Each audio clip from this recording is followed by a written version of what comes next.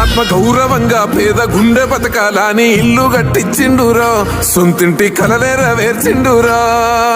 ఆకలనకుండా మన ఇంటికే మరి అన్ని పంపించిండురా, మన కడుపు నింపి తను మురిసిండురా.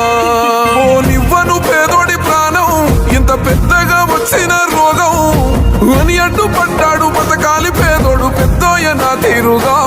ప్రేమ గల్ల మన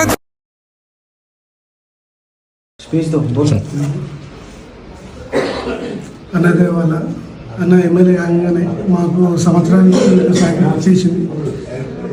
అందరూ మా అదృష్టం అనుకోవాలి. మేము 20 ఏళ్ళ నుంచి కిరాయి కడతా ఉన్నాము.